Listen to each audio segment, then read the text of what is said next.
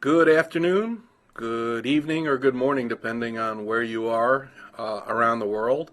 This is Wayne Lonstein. I am the CEO of VFT Solutions, and we are a piracy, monetization, and technology company trying to live on the cutting edge of all things important in technology. And today, I have a distinct pleasure of introducing a former professor of mine. He's still my professor, I guess, but a well-renowned professor in the field of all things cyber, as well as a lot of defense. He's presently with Kansas State University, working hard there. So I would love to welcome Professor Randall Nichols at this time. Professor, thank you so much for giving us a little bit of your time today. It's my pleasure. It's my pleasure.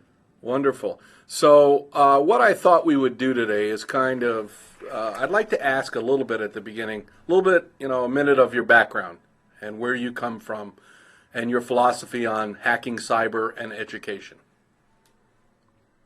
About 48 years of experience in cybersecurity, going back as far as some of the earliest computers. Started somewhere around 1967, I believe, with actually some things before that. You were in your diapers then. No, I wasn't in diapers, unfortunately. I feel like I'm in diapers all the time. At any rate, I've had the pleasure of starting 6 different major programs at major universities, including Townsend, Maryland, University of Maryland, Utica College, and now Kansas State University, just to name some. And they're all in a form of either cybersecurity intelligence, computer forensics, operational intelligence, defenses, protection against national critical infrastructure. The one at Townsend included the Homeland Security masters they do there. Most of these are at the master's level. At Kansas State University, I've got it at the master's, bachelor's, and certificate level at this point, which is kind of a cool thing. Wonderful. We're going to flip to screen 1, which gives us a peek at your outline as we do it today. And I notice a couple little bit of publications. So let's talk about those if we can for a minute, Professor. Yeah, the first one is Digital Assets, Defending Your Digital Assets. That was RSA's #1 book in 2001. In fact, it was their first press. We got chosen to be the #1 in the country. What that is a practical case of hackers, crackers, and spies and thieves and how to stop them. Basically using encryption systems and authentication systems. It was a lot of fun to write, actually. And then my partner in that was Dr. Joseph Ryan, who's very well known in the business. He also is an attorney, by the way. I don't know if you... We won't hold that against him. Yeah, no, I think it actually helps him in this case. The next one was, by the way, Digital Assets sold rather well, but ICSA Guide to Cryptography was when I was a vice president with ICSA, which changed its name and so on after that. But frankly, it didn't do that well because it went up against a very good partner of mine, and that was Bruce Schneier.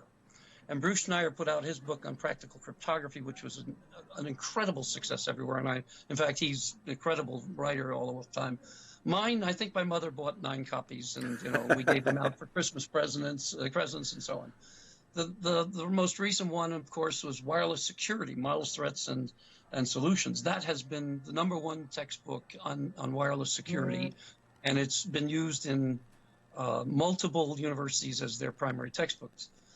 So I'm now writing a new one on unmanned aircraft and defense of unmanned aircraft and how unmanned aircraft systems and UAVs and drones, and by the way, underwater unmanned vehicles can be used for things like attacks on the United States, and how we would defend our national critical infrastructure, and how it fits into our objects being the NAS, the national airspace. How do we protect the national airspace? Right now, the drones and they're physically unmanned aircraft systems, because they are UAS, systems. right? UAS, right? That's the formal name. But people don't know what that is. They think in terms of drones, or they think in terms of UAVs sometimes. Mm-hmm. And the recreational side of this has become, it's exploded.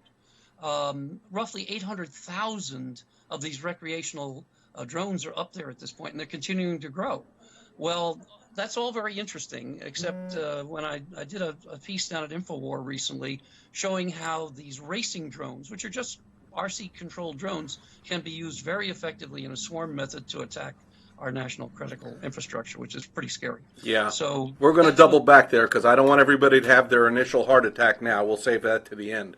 We're going to roll Okay. to the next slide, which is our agenda. And pretty much these are some of the issues that you're, of course, going to hit on today: cyber terrorism, cyber warfare, threats, and global targets. So if you want to talk this now or do you want to move right to the next slide, you tell me. That would be.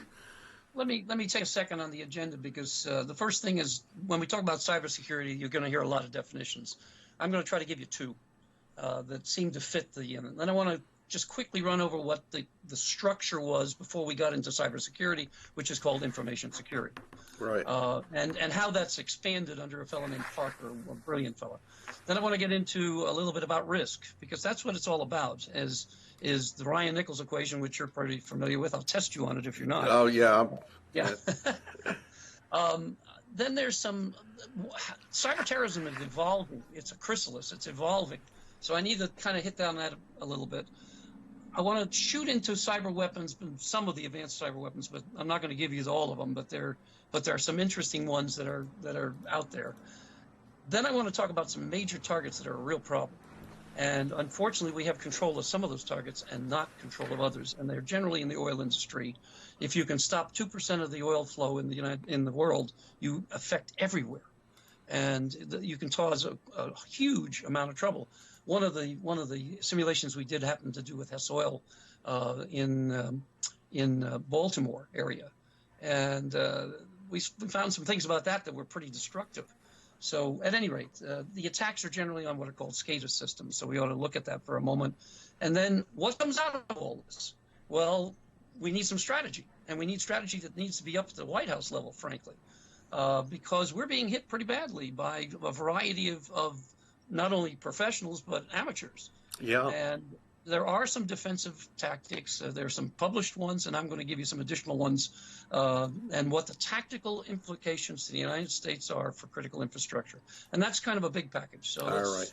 And I want to go back to the beginning because I'm elementary and you're doctoral. Your definition of security as it pertains to the cyber or online world would be, in a nutshell, what? Is there security? No, there's no such thing as security. It's in fact, it's only a matter of how much risk I can reduce. And let's define the Ryan Nichols equation real quick so this makes sense. Everything is a risk, whether it be cybersecurity or relationships, whether it be money or portfolios. In fact, the same thing works across many different operations and theaters. If you look in terms of risk, qualitatively for a moment, what is it? Well, it's threats times vulnerabilities times impact divided by countermeasure. That's the main one. So what are vulnerabilities? Vulnerabilities are those things that are in a system, and they're going to be there whether we want it or not. IBM puts out we see changes in operating systems regularly, and each one of these are bug fixes, because somebody has found another hole in the operating system that they did. So that would be your Microsoft update that people just click and download. Every Tuesday. Yes. Every Tuesday. In fact, some of them they don't even address, and those are called 0 days, where there's a short period where it's not addressed and it's available for hackers to get into. Stuxnet used 5 of them, for instance. Right. The second thing is threats. Now, threats are real. Threats we can do something about. Threats are a swarming set of 500 small drones coming at you, each one with a payload of either intelligence or bombolette. Or something like that. That is a real threat. A real threat can be a hurricane. A real threat can be your wife saying, I want a divorce. So it fits across the land, if you will. Right. The next thing is impact. Impact generally is measured before and after. It's more of an accounting term, if you will. For instance, the impact of 9/11 was 0 at the beginning. Nobody really understood it, but we should have. There was a lot of information there. And the impact after was huge. We're talking billions of dollars. All right, so the impact is a difference between 0 and some number. All right. Lastly, countermeasures are those things that we can apply, and there are lots of them.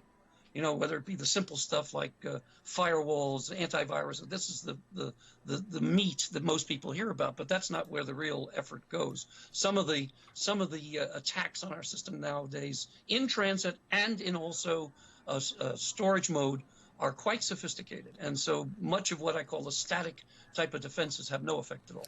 Now we're sliding over to our fourth slide, which is the tree of cybersecurity. Yeah.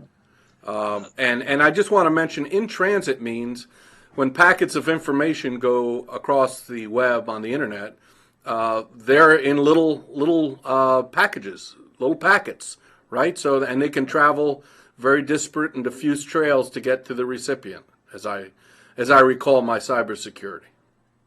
Think of it, first of all, everything is connected by networks, and those networks are, for the most part, cyber-related or at least information-related. And information, by the way, is just as important as anything we have in the military. In fact, maybe more so, and I can give you some fairly good examples, but let's move on. The cyber, when we think of cybersecurity, we're trying to control the access to that information that's flowing between computerized networks. And that information security is, if it's secure, it actually got there to the person we're interested in or to the thing we're interested in without some kind of interference. When those controls work, we have good cybersecurity. We have trustworthiness. We have authentication. We have reliability. We have information security. We have ComSec, communication security.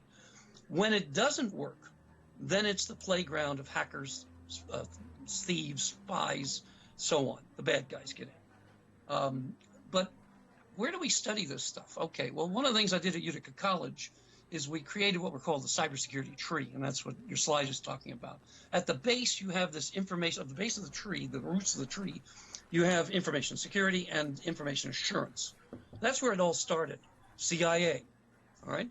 The middle or the trunk of the thing are investigations into computers, why something went wrong, or why it didn't, why somebody was able to interfere with it, or the forensics of something like child pornography, or the use of sexting. In New York, you had an interesting case of sexting recently. Yeah. Yeah. To say the least. At the top end, I'm more concerned with protecting good safe. And I'm concerned with our national critical infrastructure, because if all of the electrical went down, I guarantee you there are a lot of people upset and would affect an awful lot. If we could actually take care of control of the water systems, which are very difficult, and I can go into it that's a very poor attack, that would affect everybody within days. If you could control all the computer systems and say, okay, the Treasury no longer is operating, just for, let's say, 60 hours. Do you realize what that would do to the economy? Oh, absolutely. I did kind of a run-out scenario where if people couldn't get the ATM, people couldn't get the water, didn't have the electricity, chaos. People would become violent. They would turn to a tribal mentality. And we're very close. We live on that now. I do want you to hit on SCADA systems, because they're the vital point, in my mind, in a lot of critical infrastructure and that sort of attack. So let's just, while we're pausing, I'm going to move to the next slide, but I do want to talk to you how the systems create vulnerability for all of us. The biggest hanging fruit, the lowest hanging fruit, are SCADA systems. SCADA systems are the supervisory control and data analysis systems. Wonderful. And they've been around since 1941, all right? And the object of a SCADA system is to control other things. How did they do that? Well, in the old days, they were called subroutines. In the new days, they're called apps. Guess what? They're the same thing. SCADA systems are the thing on your computer that says, you've got a printer? Yeah, okay, I need to get in control of the printer, and I need to transfer control so I print. But SCADA systems are everywhere. I got to kind of give you an idea. There are hundreds and hundreds of millions of SCADA systems. They may be as stupid as your washing machine that says the rinse cycle should be this for a temperature of that and a load, which isn't too stupid, or your phone, which is a multiple set of SCADA systems, or a refinery that you get your oil and gas from, which has every single piece of equipment that is manufacturing various parts of the oil and the gas deliveries and so on, and controlling the temperature, the pressure, the flow rates, the manipulation of those parameters and so on. Everything is controlled by a SCADA system. Or now, an aircraft ACAR system and flight control. All navigation, all GPS systems, all communication systems, all weapon systems, you got it. Everything is controlled by a SCADA. Well, you would think, well, must be the most secure part of any particular manufacturing or delivered product. It's the worst. And why? Because it wasn't designed to be secure. It was designed to be open. In fact, I remember seeing the original, I was part of it, the original designs on SCADA, and what they did is managers wanted control of a system, but they wanted information. They didn't want it to be secure. They wanted to be able to send the information from the refinery in London to Borax out at a chemical company in which they owned in California. Out by Death Valley, yeah. Yeah, when I was with Reynolds Metals as in charge of all of their aluminum bauxite, one of the things we did is I needed to know where every ship was. I needed to know where they were going. I needed to optimize the delivery. I needed to optimize the labor systems. I needed to have the navigation get back to me to say if it was off target. I needed to know if there was a pirate in the area. Yeah, and now guess what? Our friend Lars is very concerned with that information flowing to the pirates, correct? Correct. Very dangerous. In fact, they might be in the systems. Yes. That part of the task force that's working on that is aware of that. Let me say that for a moment. But my point is the SCADA systems were not designed to be secure. They were designed to be open. In fact, every time I hear the word open systems, which you hear on a lot, so everybody can get in and help us build it. That's the way they think. That is the antithesis of security. Yeah. So we're at the traditional Parker InfoSec screen. And okay, well, the normal people, the normal information assurance group will say, okay, what are we doing here? Well, you have information. You're trying to preserve confidentiality, integrity, and availability from what? Disclosure, modification, destruction. Why? Or by? Prevention, detection, recovery. This is almost a standard CISSP here. And why? To reduce loss. That's all. Right. Or the risk of loss. We'll go to the next screen, which is a modern. But it's much more than that. Right. And I'm not going to read all of these if they can see them on the screen. Absolutely. But basically, the 6 elements are not just CIA. They are availability, utility, integrity, authenticity, confidentiality, possession. Possession is important. And what are they talking about? Accidental or intentional changes. I'm going to use the word change for that long paragraph there. Yeah. And how? Another long group. But here's the guts of it. Down at the bottom, we're not only looking to reduce loss, we want to meet a standard of due care. And that's where all the standards from DHS and NSA come from, and 4066 and so on. We want to avoid loss. We want to reduce loss, eliminate loss. But the real reason from a lawyer's standpoint is I want a standard of due care, because if he doesn't do that, I can sue him. Well, that's all good, but I always look at it, if the cow's out of the barn, we have a problem. I'm going to flip to the next screen. I want to jump back to drones for a second. And you mentioned the word confidentiality. Very important concept. With Obamacare came... Wait. Confidentiality is important, but Wayne, the more important one is not confidentiality, where they spend all their money. It's authentication. Well, that's true. But I'm talking for the everyday person. So let's talk about hospital records, that the government basically forces doctors and patients to provide their information, which is now out there, blackmailable, certainly. How secure is that sort of EHR system, electronic health records? And are there sort of new attack mediums that can break into those, specifically relating to, let's say, drones? Well, let me take the first part of that, because drones are more useful in other areas. But the first part is, how secure are these electronic health records? And I remember all the standards they were built on and all the pain. It's more bureaucratic than secure. But here's the problem. Right now, there's a tendency for doctors all over the country to do what are called portals, open portals. We want to be able to let you look at your... In fact, I'm on a couple of the portals, and that's how I know that it's not secure. The portals are designed to authenticate once, and then basically it's a password of your choice. However, we found in time, passwords chosen by users are very poor in general. Yeah, you can ask Mr. Podesta about that one with the quote-unquote Russian hack. Yeah, right. But my point is, the open portals go back to the open systems we were talking about before. They're not secure. And yes, they have a veneer of security, or a veneer of security. But any good hacker, any good cryptographer could walk through the door by just using brute force techniques. But there are a lot of more sophisticated ways to do it. So yeah, the patient gets access to his records and data and analytics and tests that he's had and so on, or she's had. But guess what? It's also hooked up. There are major databases all over the country that the government has access to. In fact, you're actually forced to take it in some cases if you're on Obamacare, for instance, and others, not just Obamacare. And those things share data. Right. And you really don't know about that data sharing. Another place where it hits you is not just health, it's in credit reporting. If you ever have a chance, go get your full credit report. Now you say, well, I can do that by going online, get my FICO score, and they'll tell me something. No. No. You're not even close. Yes, you'll get your FICO score, and you'll get some baloney that says, well, it could have been better if you hadn't had this much debt or blah, blah, blah, blah, blah. Standard stuff. But what you can get from a complete report is how many people actually accessed your request legally or illegally. That's right. Because they do. Yeah, and this might be 20 pages long.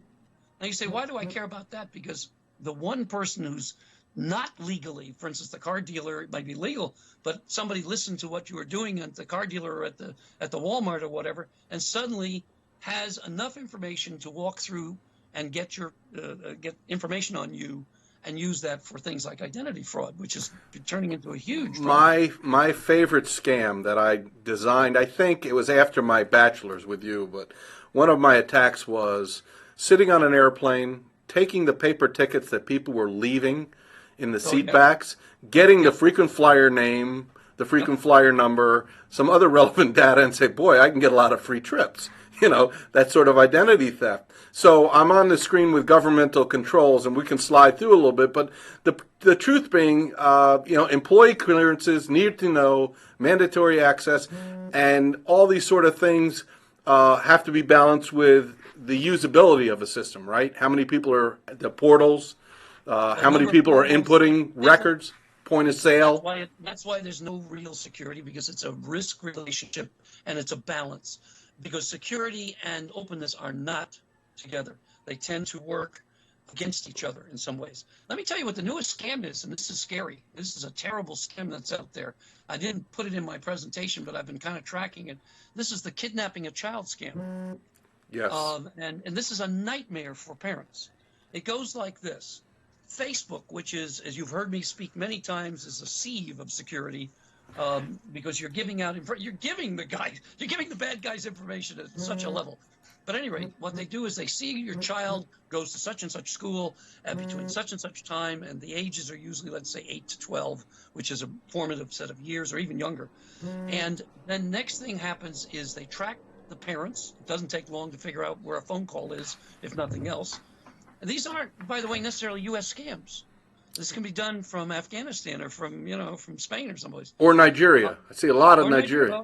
Yeah, but everybody knows the Nigerian, the prince, the constant drama of the prince. Not the senior citizen community, unfortunately. And I've seen cases where the grandchild is reportedly needs $3,000 to the spring break jail, and they go to the account. In fact, it's happened to my in-laws. So their good-naturedness is part of the human attack, right? The social attack. Right.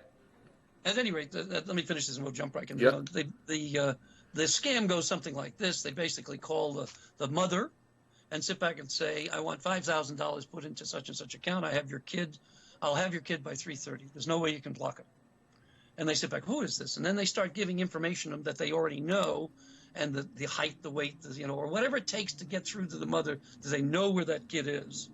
And it's used through a variety of networks like Tor networks and randomization and so on. So they really don't know where the call is coming from, and it wouldn't show up. But it looks like they do a false call on it, so it looks like it's coming from a relatively local operation, definitely U.S. And so the mother now has chosen, do I put the money in? She said, by the way, if you call the police, we'll take the kid right now. Of course, yep. Don't tell anybody. And so there you are. So you're up against the, do I pay the money into an account which is watered down immediately and moves from Bahamas to wherever they go with it? Or do I call the police immediately? And the answer to that is call the FBI and the police. Mm-hmm. Because kidnapping is a very, very serious thing. And these are scams. Right. These are scams. But the way the pitch comes at you, it's really, really tough to not say, holy moly, this guy knows where my children are. Right. Anyway, I'm going to jump to slide 9, which is the risk management process a little bit, since that's certainly an important consideration. I'll wait for you to get there. How is it that actually one before that shows one before? Yeah, let me really hit this quickly. All information projects, all business projects. That's the management slide, correct? Yep. Yeah, basically, I listed all the things that people who are running one of these need to know. But the one that they generally don't add is number 15, which is security. They think about it after, and it costs a lot of money to take into a legacy system. They should be building this stuff in right from the beginning. Well, that's interesting from my world in content protection. Facebook, Periscope that we're using now, Skype, all the live technologies are wonderful tools for communicating. But the concept of security was the last thing they thought about. Based not in a small part upon the training I acquired from you, it was the first thing I thought about, and that's what I've built this business on, is like somebody better think about the security. So absolutely. So and by the way, the cost of doing a legacy security operation is quite high. Absolutely. And the problem is, what happens when you update your system? Yeah, well, and that's what I tell people. I argue constantly. I said, you're chasing your tail if you're chasing today's threat, and you're building security to do that, because in the piracy world, what used to be streaming websites that companies like Cisco may spend $1 billion developing technology to find result in new technologies like we're using now that outdate and make that sort of centralized web streaming obsolete, and the whole investment in security is a waste. So you're right.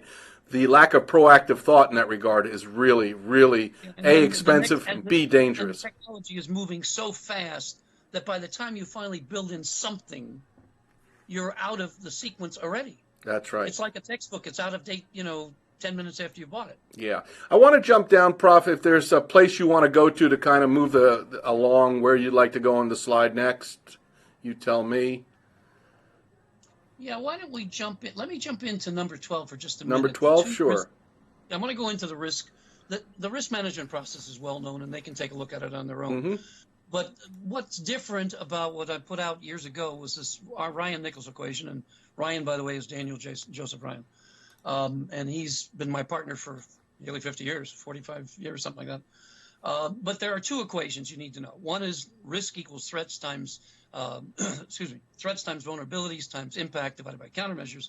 But in reality, you don't need all that, because I started to say that impact is a difference, and therefore it's a constant in the overall planning section. Same thing with vulnerabilities. They're going to be there. So they drop out of the equation if I took a derivative with respect to time, basically.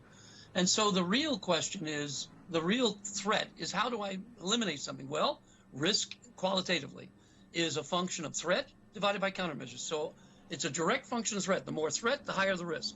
The more countermeasures, the lower the risk. It's that simple. And yeah, there you can get into it much more detailed and lots of mathematics and so on. But that's what happens. Well, if your threats are up, your risk is up. Period. Let's go to the mutating threat. That one is something that is highly important about terrorism. My business is counterterrorism. Right. And that's basically what I've been focusing on. I've been after. We're probably Al Qaeda 5.0 right now. We're way beyond the single UBL telling anybody what to do. We have individuals. There's no such thing as a lone wolf, by the way. You hear that phrase a lot. No, this is a combined cultural and religious issue at the same time as one that people that hate us. And they hate us because of our culture, and they hate us because of our standing and our excellence and everything else.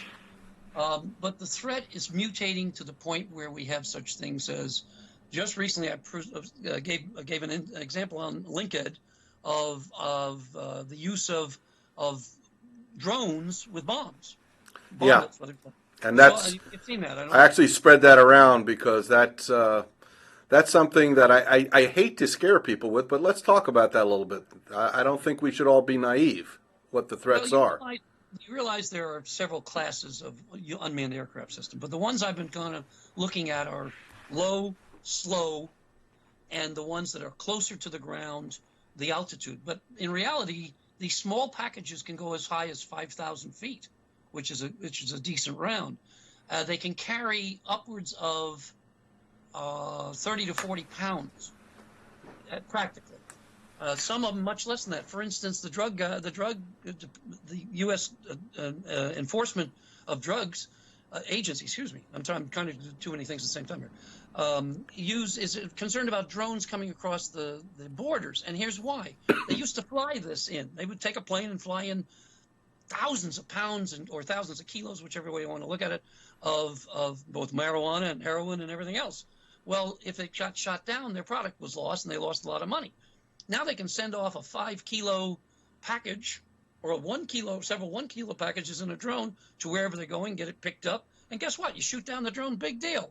Your investment's what, $500 worth with a $10,000 payload or maybe a $25,000 payload? So you got one. Whoopee.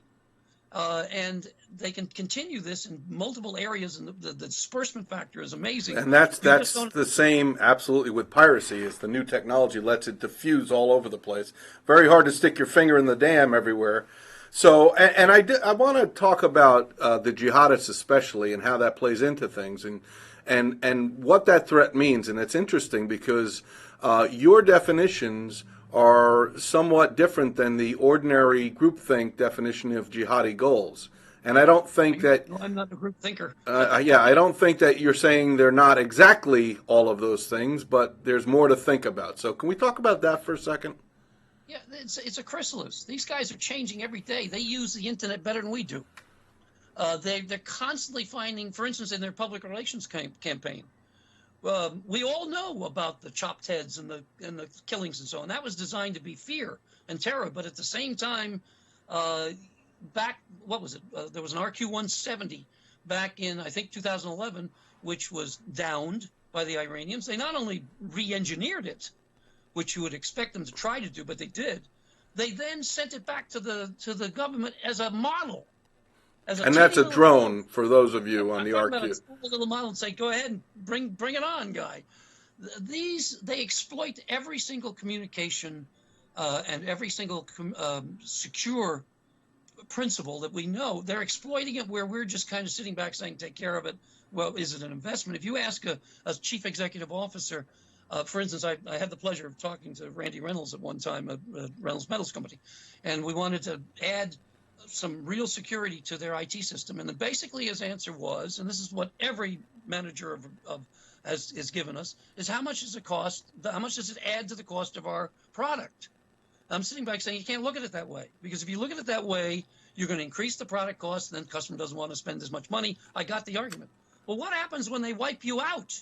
Yeah. Or when they get in and take your product specifications, which has happened, and now you've lost billions of dollars of research. That's right. Was it worth a penny or two that I was asking you for the security? You know, and we see that as well in the content piracy business, where at the C level or at the content protection level, they say, well, you know, what's the cost benefit analysis? You really can't argue the negative that, and you have to, which is, by every pirate you save, you're not only saving from that instance of piracy, you're protecting the person who's doing the right thing, buying it legally. And if you don't do anything about that, then the product brand erosion, the value of the purchase is destroyed. And people become comfortable with the fact, well, if everybody else is doing it, then I guess I should steal the candy instead of paying for it as well. And so that's the groupthink again that I think we're both talking about. It's like just throwing money at studying it and coming up. You need to be more proactive. I know you're a very proactive person. And I don't think there's enough vision in all aspects of cyber technology globally, generally. It's a small group to say, listen, we have to push those boundaries. There is no security. So how do we envision the next challenge? We have a lot of good people out there. I've met them at the Defense Threat Reduction Agency, for instance. They are brilliant. They're trying things that you couldn't imagine. The advanced weapons people are doing really interesting stuff, but they're not necessarily being heard. Yes. You have to have somebody willing to say, gosh, I didn't think about that. All the programs I've done in my life have become free, because the first to market wins. The first good innovation wins. Second is not the place I want to be. I don't want to be average. I've taught everybody, you know this. No one is good at average. Nobody. This business of, well, we all want to have an achievement award. Baloney. We are excellent, and we need to push that way. And the first to the game, first to the market, first to the innovative idea wins. Add globalism to that. Add globalism to that, and the interconnectivity of everything being hacked 24/7, and you have to stay on top of it. It's a major challenge. I want to slide ahead because we're already 36 minutes in. Sorry about that. That's all right. Can we? I'd like to hit some more high spots, and then I want to get into the UAS. Okay. Where do you want to go? You tell me. Well, I've given a lot of definitions of cyber terrorism in there. You want to talk about some of the potential targets that I'm seeing now? Absolutely. And this is getting into the heart attack portion. What slide? This is heart attack stuff. There's a nice little slide in there about the shared threats, because every cybersecurity threat is also related to real physical attacks. Uh-huh. All right. And that slide 31, which was Whitfield's slide, is a slide that shows all the interrelationships between such things as oil, transportation, electrical power, natural gas, telecom, water, and so on. They're all interrelated. An attack on one is an attack on all. All right? It may not be effective, but we used to develop critical information structure attacks. If you remember, we would attack 3 of them, of which one might be the primary, then 2 others secondary, but it would affect the entire structure. We're talking about affecting the entire United States on some of these attacks. Absolutely, and it's like a 3-legged stool. Right. Here's some statistics that I pulled out for you on critical energy infrastructures. That's where I've been kind of focusing now. Is this a slide, Prof? Yeah, this is slide 33 about global and American targets. Okay. 33. I'm not going to read them all, but in estimates, we got a lot out there. How's that for a quick summary? Yes, it is. Okay. But why? I'm talking about Al Qaeda, but it's really ISIS 5.0. People know Al Qaeda as well as ISIS. And by the way, the political types try to add things like ISIL, which is an insult. That was That was kind of homogenizing it to make it sound something that was okay for 6 o'clock news. Take a look at 35. 35? Okay. 35. Here are some places which can affect the entire world. And by the way, a UAV attack is quite possible here.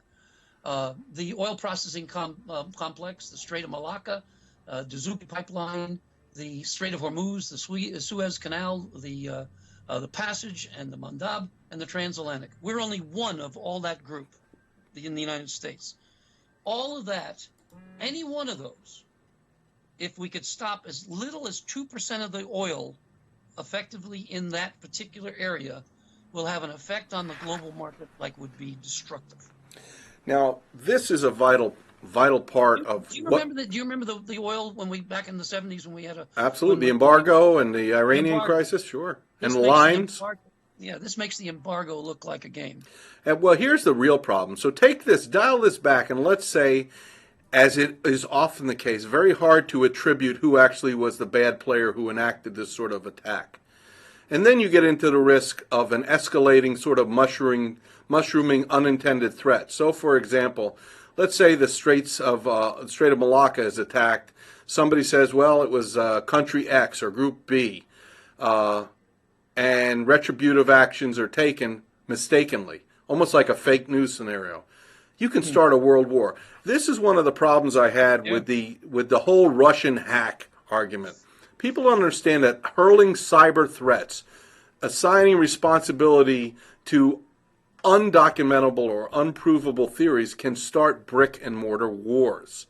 And I find it highly irresponsible, both in governments around the world and in the media, to engage in this sort of cyber saber rattling without some sort of documentable proof. It's very dangerous, and I'm actually kind of cautious that way. Don't throw out an accusation if you can't prove it. And it's a lot harder to prove. It's a lot harder to prove things in cyberspace. That's right. Because although anonymity is not perfect, you can track some of the stuff down. I wound up tracking in a legal case, where someone had stolen the product of a company worth about $100 million, and I tracked it through 4 different countries, and then back through Pennsylvania, and then back up to Boston to a lawyer's office. And that's what had happened. It was one of these stock type issues. Yeah. But at any rate, yeah, because if you were looking at it, you could wind up assigning blame to servers all around the country, all around the world, which had nothing to do with the real person. And here's the problem: it's called authentication. Right. And do you remember where there was I don't remember the broker, but the broker complained that one of the accounts that was started under security rules, they got to know their clients. Right. All right. And the client was a dog. And that somebody had started this thing in the name of the dog and actually got away with it. Yes. And why? Because they hadn't authenticated the individual, and the stockbroker obviously wanted the account. Authentication is just as important as confidentiality. Absolutely. And when you use cryptography basically is helping you in the communication security, in the information security, and the information assurance areas, but it has really very little help in the authentication.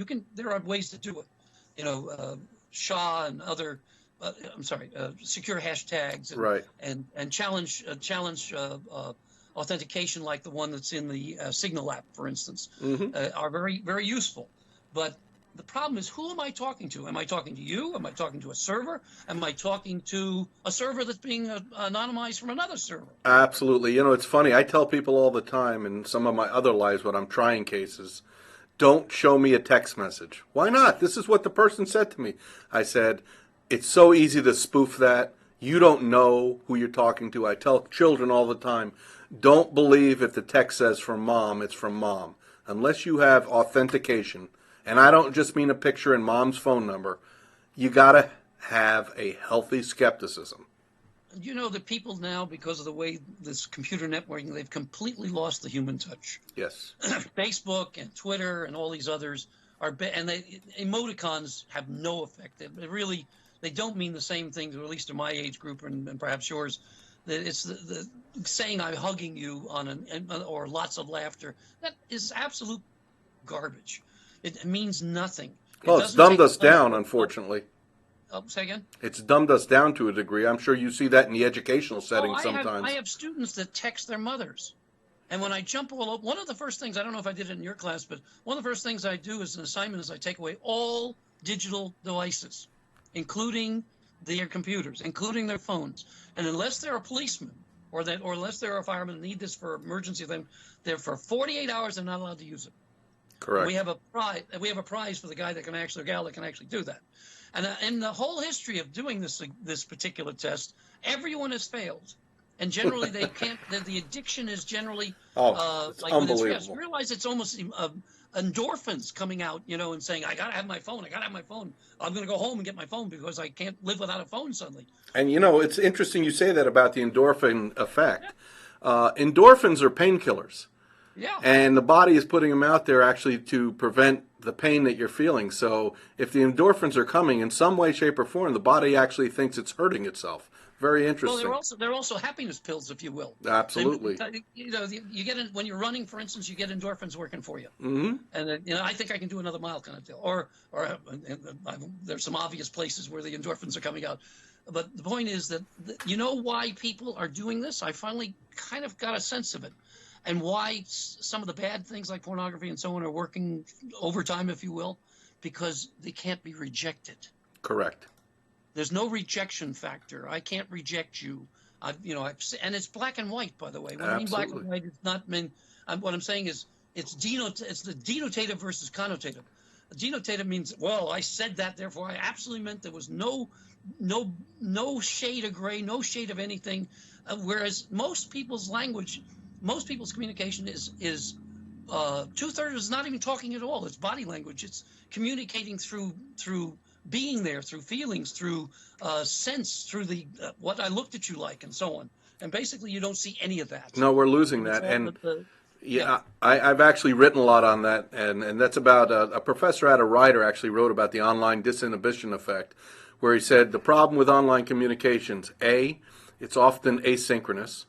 You may get a response, may never get a response, or may get a delayed response. It's also consequence asynchronous. You most likely, nobody cares, nobody will do anything. Maybe somebody will say something, but most often you will get away with what you're doing online unless you're a certain level of criminal. And that emboldens the darker side of people to get out there to say things, do things, and act in a way they would not do in the brick and mortar world where I'm talking to you eye to eye. And it's a very dangerous empowerment. And I think actually the terrorist world kind of thrives on that because Sure. in the safety of a dark room, like you said, there's no risk of rejection in pornography. So the person who was You also rejected. have things like cyberbullying, which actually have a horrible. Children kill themselves. Well, I mean, yeah, absolutely. because they're being constantly barraged with bad information about themselves. When that's an awful lot. There's actually I'm very concerned. There's actually cyberbullying going on at a massive scale right now after the election. The people who were saying don't cyberbully, so many of them are beating up friends on Facebook, Twitter, defriending because of the result of an election. That's not how things should work. We're 45 in. I wanted to hit a couple subjects because one of which I want to talk more importantly. Give me some information on the UAS systems, the drones, a little bit deeper dive on that, if you would, as a threat and as a reality. Because every time I take off on a plane, I'm looking for the geese getting sucked into the engine. Now I have to be concerned about something else, correct? I just recently posted on that where they actually had a real problem. It was in Brazil or someplace. We currently control commercial drones. We currently control things above 500 feet, and they are defined as airplanes. But the interesting thing is they don't have a pilot. See, the pilot makes lots and lots of decisions and lots of controls and can make immediate kind of changes and so on if something happens. He sees the geese coming, he can actually put the airplane into a yaw or whatever, or make a bank. There are two types of responses. One is a slow response. One is an emergency response. You really don't want the emergency response. No, absolutely. But the slow response, you really don't know what's going on. Okay, we got bad weather up 5 miles ahead. Go to 10,000 feet instead of 5, whatever, or 25,000 feet if you have to. But see, drones have a different kind of system. They're called sense and avoid systems. And so I'm trying to put out effectors, sensors and effectors that say, okay, I see some little dot about 20,000 feet away coming at me at 300 miles an hour or 150 miles an hour if it's a slower one. The point is it's a dot. And I haven't necessarily identified that dot as a real physical quadcopter coming at me with, by the way, something other than a camera or whatever the payloads are. Right. Could be a lot worse. Okay, and I can actually send that thing out and get it back again if I wanted to. In fact, in many of the smaller drones the special forces use, they literally throw them out there, the Raven, and they do about a 5 mile, 6 mile radius, come back with the information on the battlefield, and come back and it crashes. It's a controlled crash, and they put it back together like Tinker Toys. Okay, that's kind of cute. But the ones that we have danger are people that have no experience, no indication that what they're doing may very well violate not only the national airspace, but privacy rules. Some of the interesting cases that you might have seen are the shotgun cases. And these are the ones where the drone came close to the window of some young lady, and I guess the husband or the father came out and fired at it. Now the question is he have a legal right to fire on a drone that's spying on his daughter? And there's a lot of issues in this. Oh, absolutely, absolutely. And part of it has to do with the drone being an invader. Right. Drones can be used in several different ways. And one is individually, like I just talked about. A second one is what's called a small team. A small team says, I've got 5 targets. I want you to go here. I want you to go here. I want you to go here. And I want you to go here. And by the way, those are controlled by SCADA systems. All right? Artificial intelligence and SCADA system. But now we get into SCADA right there. Yeah. Mm-hmm. Now we get into the nasty ones. The better way to do this is to take centralized control out of and put decentralized control. By the way, ISIS 5.0 is decentralized. It's not absolutely it's diffuse. Absolutely. Think of people as drones in that case. And now I'm going to send 100 drones toward the ship. I realize that you can shoot down 50 of them, but they all have the same mission. They all have the same goal, and they're all coming in on different vectors. And no matter how hard you try, you can't take them all down. It's like Iron Dome or the Patriot missile system. Yes, it's Oh, but see, effective. that's the missile line. These are too small for No, but missiles. I'm saying that the same thing. If we were to use an anti-drone technology, the sheer number and availability and ease of acquisition and cost, like you said, make it an impossible numbers game. You can never I want to put you replicate onto that. something. I want to put you on. In fact, I'll send you the presentations.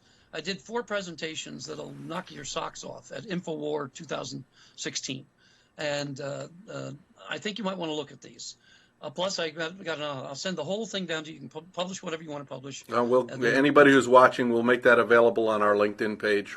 Yeah, you're gonna like these. These are really strong. Some of them are very long and big and so on. They're basically national critical intelligence estimates on this. They're also the use of medical waste on a drone and how I can turn that the radioactivity factor there or the fear factor. There's all kinds of interesting things. But that same InfoWar conference had a wonderful presentation by Dr. Hans Mumm, and Dr. Hans Mumm is an expert on this. Very much so on the use of swarming techniques. And he showed how you can take a large-scale drones and pack them together and come up within a mile away from one of our aircrafts and attack it.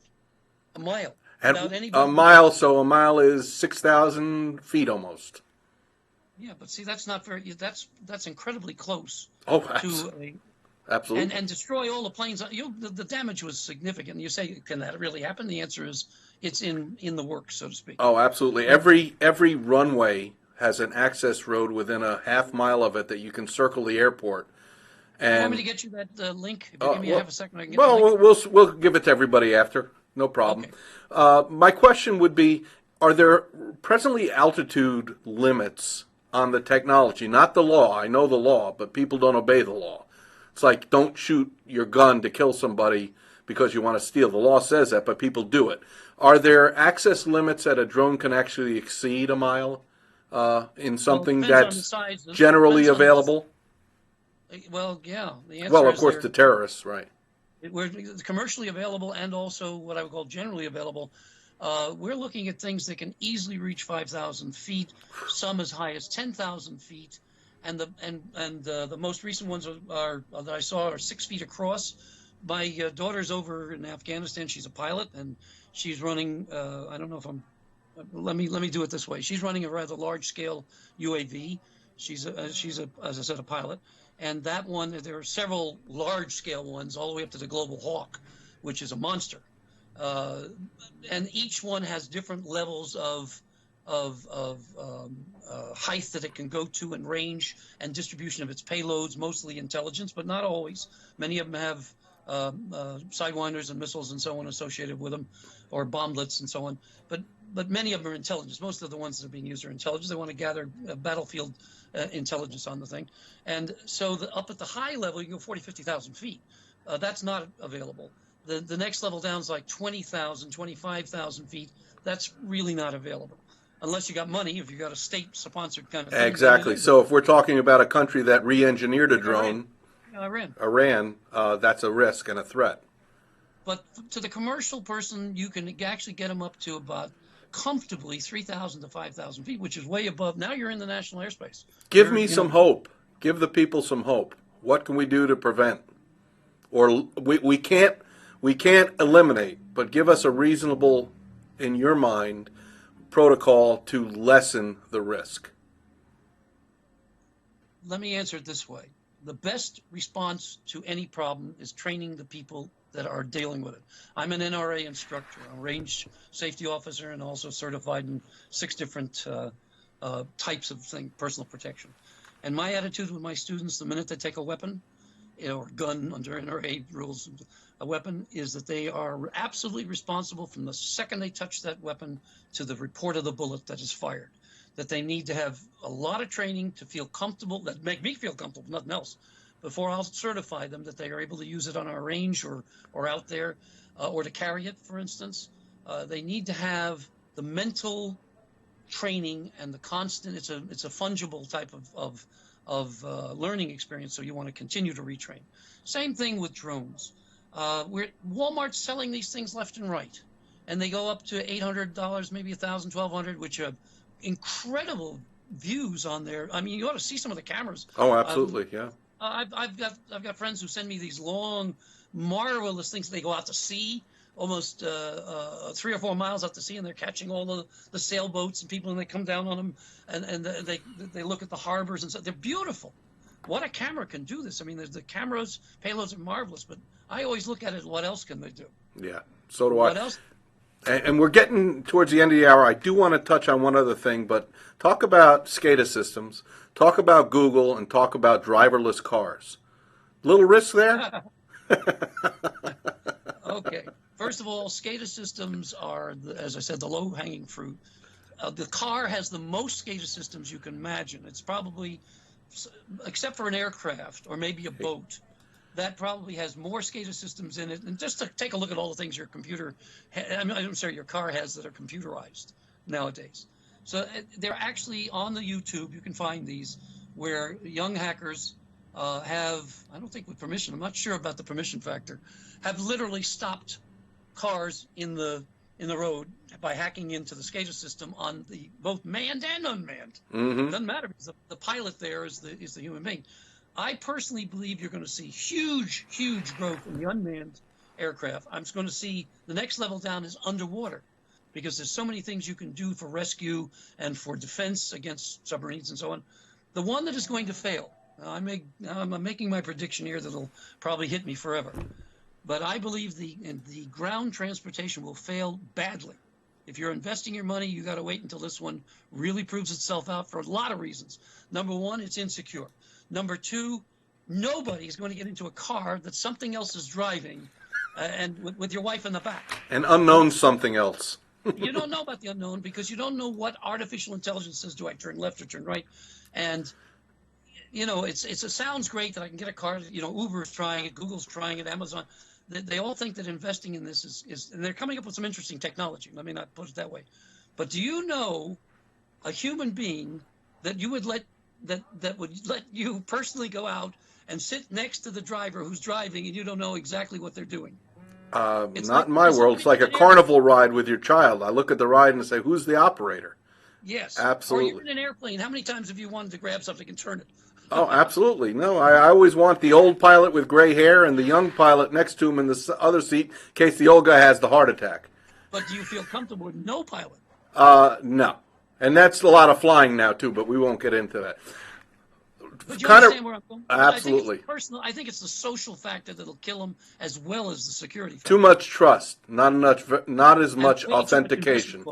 And way too much investment costs at this time. Absolutely. Final thing. People who may be watching want to do a career, are interested in learning about what it is that you do in your educational process, what sort of jobs and degrees are available. A quick wrap up on what you're doing, what you would suggest people look into who are interested in this subject, and at the end I have the contact information which we'll leave up live on the screen if people want to reach you. There are several educational institutions. I think Kansas State has got it because it's got a terrific laboratory and a lot of hands-on work goes on. Some of the jobs you're going to look at are being a pilot, and I'm not talking about the pilot of an aircraft, but the pilot of a UAV. You can be a risk analyst in this thing. You can be a critical infrastructure protection individual. That is a title that has many things associated with it. The jobs they're unique jobs. They're not the standard at all. They're looking for people that work in teams to defend the country. And in this case, I'm doing it for unmanned aircraft, but that doesn't mean that there aren't other jobs that you're qualified. Risk assessment, communication security, SCADA systems, all of these fit into it's a package of skill set, if you will. And one of the guys I met was a Marine, and his title was information warrior. That's what you become, an information warrior. Now, there are other titles for it. Forget them for a minute. Your real job is you're either protecting the corporation or company that you work for from information attack, all right? That's not an IT person. Or you're protecting the country from enemies that are trying to take us down, frankly, because they don't like us and they're going to use our own technology, which many of them have stolen against us. Absolutely. Or become a risk analyst in the sense that you're concerned with variety of threats and vulnerabilities in the systems and what kind of appropriate countermeasures you can do to protect. I would say that the jobs range anywhere between 75,000 and 125,000 to start. I don't know what the limits are on them yet. It's still pretty new. I do know that you need either a master's helps a lot, and I'm talking master's in cybersecurity or master's in UAS cybersecurity, which is new, or intelligence. There's another set of jobs that fit the intelligence operations. The government loves people like us. The Navy is hiring them left and right. Some of these are deployed, and not necessarily deployed where you want to go. You're not going to be in Paris. You know, that kind of, Maybe Paris, Texas. Another thing are the certificate courses. The certificate courses are quite valuable as a starting point. Doesn't necessarily guarantee the higher salaries. They're not bad salaries, but doesn't necessarily guarantee the next. The follow-up question should be, well, what kind of certifications you need? And I've always seen certifications in kind of a good and bad mode. For instance, I was a certified professional engineer for 25 years, and the only thing I got out of that is a lot of money spent and about 2 people asking me to crimp a diagram, and never got it, and it never affected my salary one bit. It was a total failure, but I felt good because all the other guys were in it, you know, that kind of thing. Right. Well, it's not. If you're on a social club, fine, but that's not it. There are some tests. There are some good ones. For instance, the government likes the CISSP, the A+, those models. Yes, if you want to sit for a test for 6 or 8 hours, they do help. But adding in a whole bunch of them to your name doesn't help at all. Right. What they want you to think is to use your brains. They're looking for somebody who has the capability of thinking asymmetrically, differently, thinking leverage, thinking risk, thinking threats coming into you, thinking what the ultimate impact might be, thinking about how do I defend against this craziness. And this becomes a mindset of developing countermeasures against threats, back to the Ryan Nichols equation. And you can apply that across the board. So even if you took a cybersecurity degree, for instance, an unmanned, I could take the same skill set and go to a hospital, which, by the way, I'll send you a copy of an attack on the hospital security systems. We jumped, I think, 150 lands and took them out with permission. That same kind of skill set works at the hospital for protection of health records. It's the same kind of skill set that works in an alumina company trying to protect the aluminum bauxite distribution systems and piracy out at the sea. So the skill set is what I'm talking about. Mm-hmm. The titles of the jobs are different. And if you wind up trying to send your skill set to a little box, like Dow Corning has these 12 interviews on a little box like this, well, you'll go crazy, number one, and it's not where you're going to be happy. Yeah, you teach critical thought. You teach thinking out of the box, and I think that's a shortage today, and I'm worried about that because the best minds are the minds that think in a different way sometimes and are courageous enough to say, okay, I get the group pressure of not being the standout in terms of that crazy idea. Nothing's crazy anymore because almost everything is possible, and right. that sort of thinking's vital. Well, listen, Professor, I want to thank you for your time today and all the service of you and your family to the country, to our educational and military and defense. I'm a very, very big supporter of our vets, as you probably know. Absolutely, and we have to be thankful. Yeah. Yeah. I am going to have on the closing screen the professor's LinkedIn information as well as his email for non-harassment. Which will be Prof. R.K. Nichols at ksu.edu for those of you who might be interested in learning more or those of you who want to find out more about the educational opportunities. I hope he will not be giving out stock tips about what he thinks the latest unmanned vehicle likelihood of success is, but on behalf of VFT Solutions, it's always a pleasure. It's not enough time. I would love to get you back. Maybe we'll get some others to join in and do a little Brady Bunch online. But if anybody wants to reach a professor, he'll be on the screen after this. We'll leave it up for a few minutes, as well as share with your friends. We'll get it up on YouTube on our channel, and we'll also send it to the professor. And once again, Professor, thank you so much. Any closing words? Well, I'll send you the links to the InfoWar, which you're welcome to publish, and also a recent WIW, which is Wireless Information Warfare, that people might be interested in if you're going back to your original comments about health and so on. Wonderful. Thank you so much. So everybody, we'll be back next week, and thank you for your time today. It's been fascinating, and I hope you enjoyed it as well. Have a great day.